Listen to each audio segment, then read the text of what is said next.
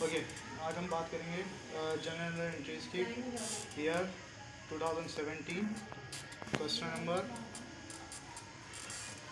बात करेंगे question number इसकी गुड़िया 3 और पेज नंबर हमारा है 5 ईयर का 189। सही है, एक दफ़ा हम सवाल को अच्छी तरीके से पढ़ लेते हैं। ये question number third, on March 2017 mister Hasan Khan started a business with cash investment of ₹3 lakh. क्या मार्च की 1 तारीख 2017 में मिस्टर हसन ने अपना कारोबार शुरू करा पैसे की इन्वेस्टमेंट करके ₹3 लाख। उसके बाद the following transaction work completed during the month. उसके बाद जो उन्होंने कारोबार की ट्रांजेक्शन कंप्लीट की वो नीचे दर्जे झेल हैं। मार्च 33 open a bank account with ₹1 lakh. उन्होंने अपना क्या करा, एक अकाउंट ओपन करा ₹1 लाख देकर। March 8 purchase furniture from mister Babar ₹15,000 on account. आपने क्या करा, ख़रीदा फर्नीचर मिस्टर बाबर से उधार पे ₹50,000 का। उसके बाद March 12 purchase 2 computers 20,000 each on cash. आपने परचेज करे कंप्यूटर्स जो ₹20,000 एक कैश में, ठीक है। उसके बाद March 18 purchase merchandise from mister Faraz ₹25,000 on account and ₹10,000 on cash. March 18 को आपने माल ख़रीदा किससे, फराज से ₹25,000 का उधार में और कैश में ₹10,000 का। March 24 sold merchandise to mister Asif ₹20,000 on account. March 24 को आपने मर्चेंडाइज बेच दी आसिफ से को ₹20,000 की उधार में। मार्च 29 पेड सैलरीज टू स्टाफ 40,000। आपने स्टाफ को सैलरीज पे करी है 40,000 बाय चेक ₹15,000। आपने चेक के जरिए करी है ₹15,000 की एंड बैलेंस इन कैश। और बाकी का जो बैलेंस मौजूद था वो आपने कैश में पे करा है। अब इन तमाम ट्रांजेक्शन को हम क्या करेंगे, जनरल एंट्रीज में रिकॉर्ड करेंगे, जिसको हम डबल एंट्री सिस्टम कहते हैं। सही है, चले स्टार्ट करते हैं। सबसे पहले हम इसकी हेडिंग्स करेंगे ताकि हमारा जनरल प्रॉपर नजर आए। मिस्टर हसन खान, जिनका हम जनरल बना रहे हैं। सही है, कर क्या रहे हैं हम, जनरल बना रहे हैं। जनरल एंट्रीज किस मंथ का, फॉर द पीरियड ऑफ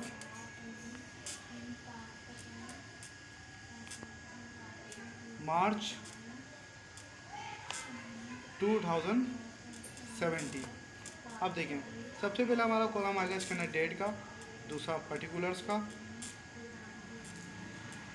तीसरा पोस्ट रेफरेंस, फिर चौथा हमारा डेबिट और क्रेडिट का। सही है, स्टार्ट करते हैं हमारी मार्च की फर्स्ट ट्रांजेक्शन से। मार्च 1 कह रहे mister Hasan Khan started of business with cash investment ₹3 lakh. आपने क्या करा, तो मिस्टर हसन खान ने ₹3 लाख की इन्वेस्टमेंट करी है कारोबार के अंदर कैश की सूरत में। तो डेफिनेटली बात है, जब इन्वेस्टमेंट कारोबार में होती है तो कारोबार में कैश जा रहा है, ठीक है। कैश एसेट की नेचर है, बढ़ के कहाँ जाएगा, डेबिट के अंदर। कैश 3 लाख से डेबिट हो गया। सही है, इसी बिहाफ पर आपका कैपिटल क्या हो गया, इंट्रोड्यूस हो गया, क्योंकि इन्वेस्टमेंट हमेशा एसेट्स की जाती है और जब भी कभी इन्वेस्टमेंट एसेट में की जाएगी कारोबार के अंदर तो वही आपका कैपिटल कहलाता है। तो कैपिटल आपका 3 लाख से क्रेडिट हो गया। अब आप इसको रिकॉर्ड कर लें नरेशन की सूरत में। To record mister Hasan invested cash into business. ये हमारी पहली ट्रांजेक्शन कंप्लीट हो गई। अब हम बात करते हैं अगली ट्रांजेक्शन की। मार्च 3 कह रहे हैं open a bank account with ₹1 lakh. आपने क्या करा, मिस्टर हसन खान ने एक बैंक अकाउंट ओपन करा ₹1 लाख देकर। तो डेफिनेटली बात है, कैश हमारे पास से जा रहा है, कैश जा रहा है जो कि एसेट के नेचर है। कम होगा तो कहाँ जाएगा, क्रेडिट के अंदर। तो कैश 1 लाख से हमारे पास क्रेडिट हो गया। कैश जा रहा है बैंक के अंदर और बैंक भी हमारा क्या कहलाता है, करंट एसेट कहलाता है। अब इस सूरत में भी बैंक में जब पैसा जा रहा है तो बैंक बढ़ रहा है, यानी एसेट बढ़ रहे हैं। जब एसेट बढ़ेंगे तो कहाँ जाएंगे, डेबिट के अंदर। तो हमारी एंट्री बन गई बैंक डेबिट और कैश क्रेडिट से। अब इसकी नरेशन बना लें। टू रिकॉर्ड ओपन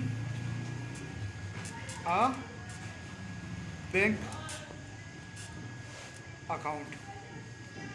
यह हमारी मार्च 3 की ट्रांजेक्शन भी हमने रिकॉर्ड कर ली है। मार्च 8 की बात करते हैं। अब मार्च 8 की बात करें तो लिखा हुआ purchase furniture from mister Babar ₹15,000 on account. आपने क्या करा, फर्नीचर खरीदा है बाबर से ₹50,000 का उधार में, ठीक है। ख़रीद क्या रहे हैं आप, फर्नीचर। फर्नीचर हमारा क्या है, फिक्स एसेट है। जब भी कारोबार में कोई फिक्स एसेट खरीदा जाता है तो वो अपने ही नाम से जनरल एंट्रीज में रिकॉर्ड होता है। तो फर्नीचर हमने खरीदा, फर्नीचर फिक्स एसेट की नेचर है, एसेट बढ़ेंगे तो कहाँ जाएंगे, डेबिट के अंदर। तो हमने फर्नीचर को डेबिट रिकॉर्ड कर दिया 50,000 रुपये से। सवाल ये हमने ख़रीदा कैसे, सवाल ये है कि हमने ख़रीदा कैसे, तो हमने उसको उधार में ख़रीदा। किस में ख़रीदा, उधार में।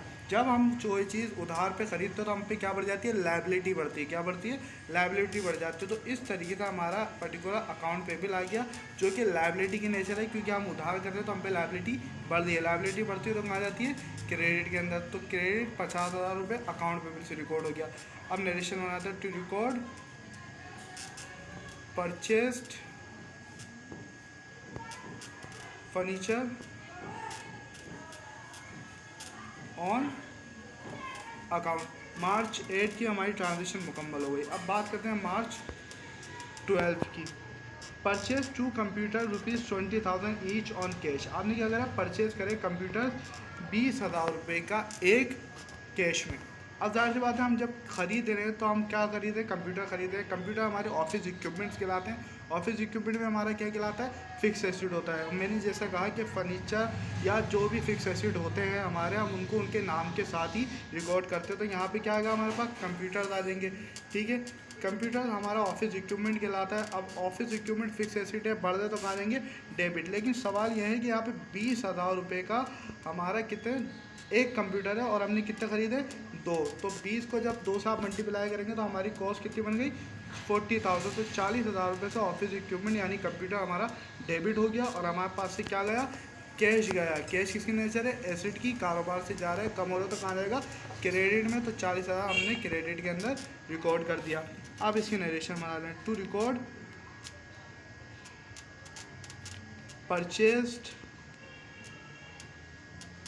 Computers on cash. ये हमारी मार्च 12 की भी क्या ट्रांजेक्शन हमारी कंप्लीट हो गई। Date,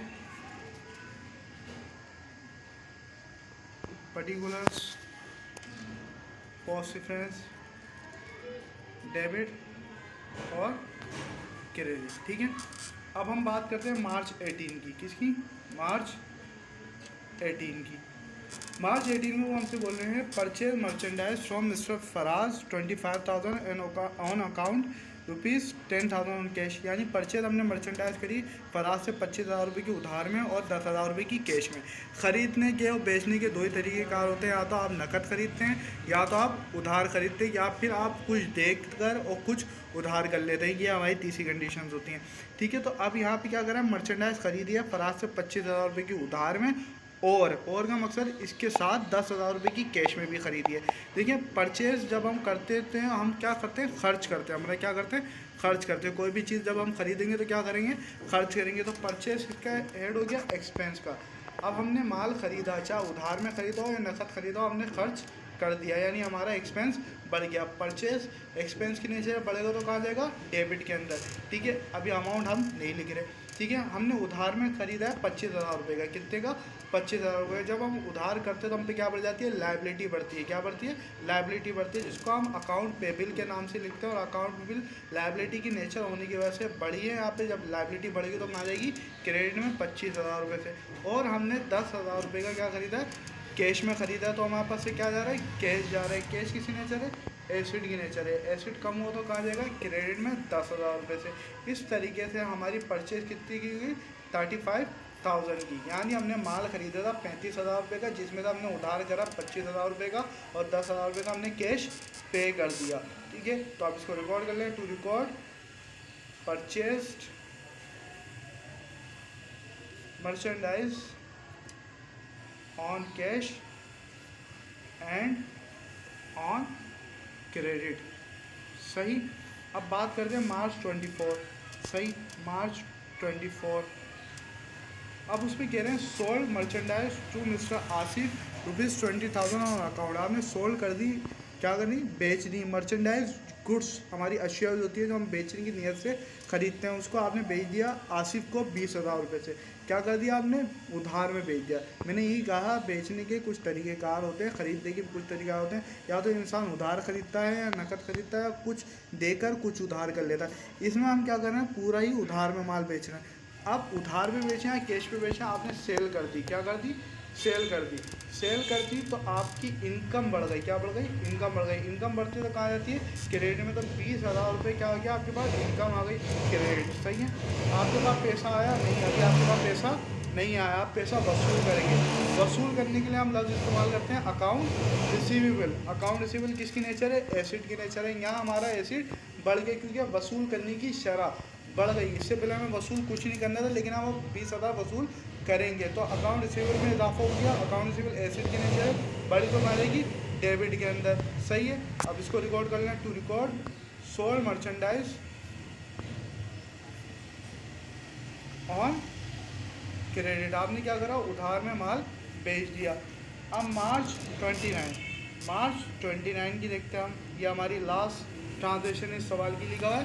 paid salaries to staff ₹40,000 by cheque 15,000 and balance in cash. आपने क्या करा? पेड माने अदा कर दी सैलरी स्टाफ की 40,000 रुपये, यानी आपने 40,000 रुपये की सैलरी अदा कर दी है अपने स्टाफ को। चेक के जरिए आपने 15 की कर दी और बैलेंस आपने क्या करा? कैश में करा। जिस चीज़ की अदायगी कैश की सूरत में हो किसी सर्विस के ब्याह पर, वो आपका एक्सपेंस कहलाता है। अब आपने क्या करा? सैलरी पे कर दी है तो ये आपको क्या कहलाएगा? सैलरी एक्सपेंस कहलाएगा। और एक्सपेंस बढ़ते तो जनरलिटी में कहाँ जाते हैं? डेबिट के अंदर जाते हैं। अभी हम अमाउंट नहीं लिखेंगे। हमने क्या करा? 15,000 रुपये चेक की सूरत में लिए। किसकी सूरत में लिए? चेक की सूरत में। तो चेक कहाँ से कैश होता है? बैंक से। तो हमारे बैंक में कमी आ गई। बैंक किसका नेचर है? एसिड का। कम हो तो कहाँ जाएगा? क्रेडिट में 15,000 रुपये से या उसके बाद हमारा बाकी का बैलेंस उन्होंने क्या करा? कितने में करा? कैश में करा। तो कैश का बैलेंस कैसे पता चलेगा? जब हमने सैलरी एक्सपेंस 40,000 रुपये है जो कि डेबिट हो गया, 15,000 हमने चेक में दे दी, तो हमारा बाकी कितना बचा? 25,000 रुपये। तो 25,000 बैलेंस हमने किस में पे करा? कैश में पे कर दिया। इस तरीके से हमें पता चल गया कि सैलरी एक्सपेंस 40 था, बैंक के जरिए हमने 15,000 दिया और बैलेंस हमारा किस में गया? कैश में अदा कर दिया गया। अब आप इसको रिकॉर्ड करें। टू रिकॉर्ड पेड सैलरी, ठीक है, ऑन चेक एंड कैश।